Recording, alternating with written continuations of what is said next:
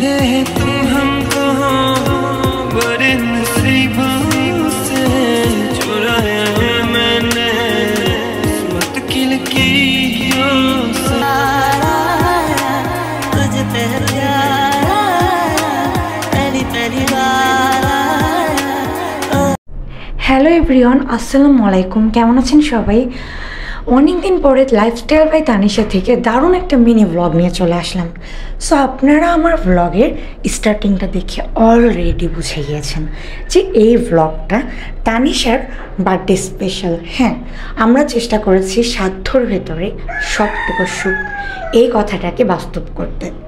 So যাই হোক, আমরা ট্রাই করেছিলাম ছোট করে হলেও বাবুকে একটু আনন্দ দিতে, যেহেতু 3 বছর হয়ে গেল। সো এখন অনেক কিছুই বুঝে। সো যার জন্য আমরা ওই দিন খুব দারুণ একটা প্লেসে ঘুরতে গিয়েছিলাম। লোকেশনটা জানতে হলে ফুল ভিডিও দেখতে হবে, কোনো রকম না টেনে। সো আমি কিচেনে গিয়ে আমার মামুনির জন্য একটা কেক নিজেই মেক করলাম। যদিও কেক কিনেছিলাম, বাট এটা ছিল মায়ের হাতে বানানো পুডিং, মায়ের হাতের কেক। আর যেহেতু মেয়ের জন্মদিন, তাই চেষ্টা করেছিলাম একটু ম্যাঙ্গো ফ্লেভারের ফালুদা দিতে। আমার জন্মদিনে প্রত্যেক বছর আমার মা আমাকে পায়েস এবং তার হাতে সেমাই খাওয়ায়, বাট আমার বাচ্চা যেহেতু অনেক ছোট, সে কিন্তু এগুলো একদম পছন্দ করে না। সো আমি একটু জেলি সঙ্গে একটু ফালুদা মেক করলাম, যেটা আমার বাচ্চার খুব বেশি পছন্দের।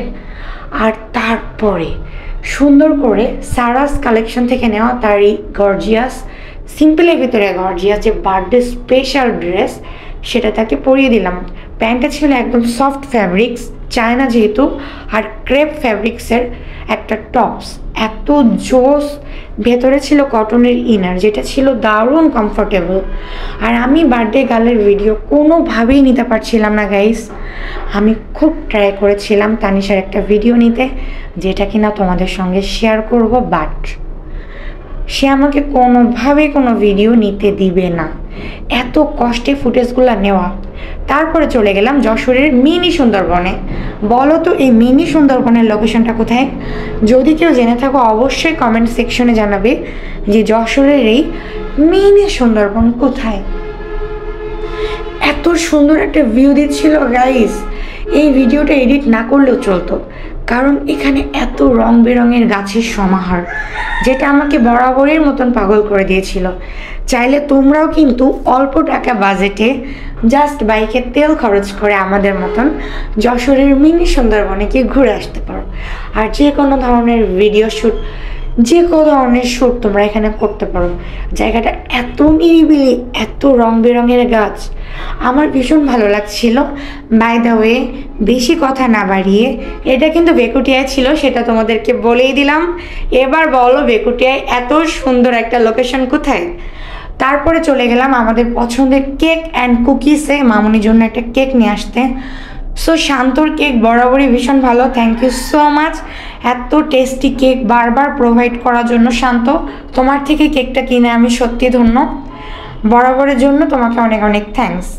কেকটা ছিল দারুণ টেস্টি, বাট আমার মেয়েরা তর মানলো না। মা মেয়ে মিলেই কেক কেটে ফেললাম।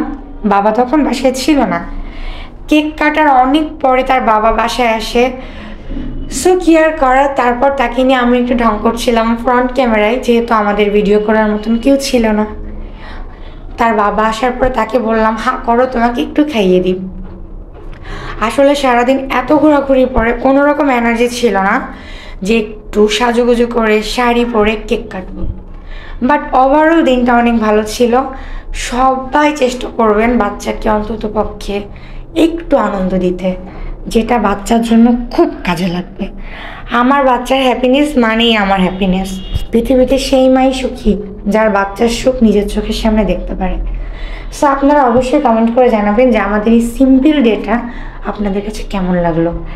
আর এই রুম ডেকোরেশনটা আমি নিজে হাতে করেছিলাম রাত জেগে।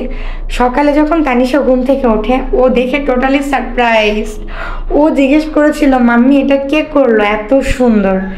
সো যাই হোক, ভিডিওটাকে খুব একটা লেন্দি করব না।